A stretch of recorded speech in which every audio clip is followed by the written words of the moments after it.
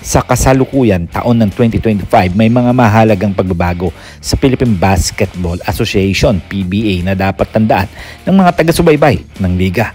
Narito ang mga pangunahing kaganapan. Pagpasok ng mga bagong kupunan.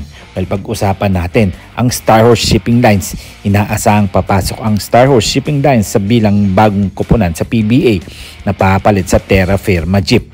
Ayon sa mga ulat, nakipagkasundo na ang Star Horse Shipping Lines na bilhin ang prangkisa ng Terra Firma. Tatapusin muna ng Terra Firma ang kasalukuyang season bago opisyal na ipasa ang pamamahala sa Star Horse. Ang pagpasok ng bagong kupunan ay nangangailangan pa ng pag-aproba mula sa PBA Board of Governors na may kinakailangan 2/3 na boto para pagpapatibay ng transaksyon. Yan ang mga nagaganap ngayon dito sa mga PBA ng mga teams na hindi natin akalain na may mga bagong team na papasok. Mga naganap na trade: San Miguel Beerman at Terra Firma Jeep noong Nobyembre 25, 2024 nagkaroon ng palitan ng mga manlalaro sa pagitan ng San Miguel Beerman at Terra Firma Jeep. Nakuha ng San Miguel sina Andreas Cahilig at Tuami Chongson, abang lumipat naman sa Terra Firma sina Vic Manuel at Terence Romeo.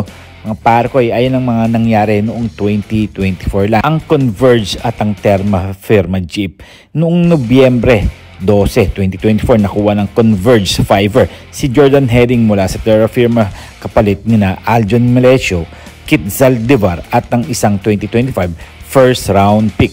Ang Barangay Ginebra San Miguel at ang Terra Firma Jeep noong Hulyo at 13, 2024 nung nagkaroon ng malaking trade kung saan sina Stanley Pringle at Christian Standhardinger ay lumipat sa Terra Firma habang nakuha ng Ginebra sina Isaac Go, Stephen Holt at ang isang 2024 first round pick. Well, mga posibleng matrade nga sa kasalukuyang season.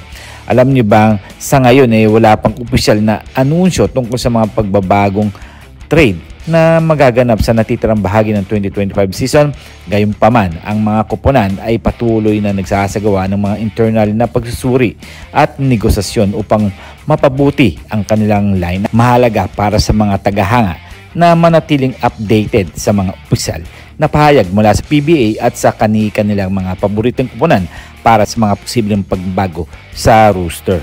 Well, ang konklusyon lang, ang pagpasok ng Star Horse Shipping Lines bilang bagong kupunan sa PBA ay isang malaking kaganapan na magdadala ng panibagong kulay at kompetisyon sa liga.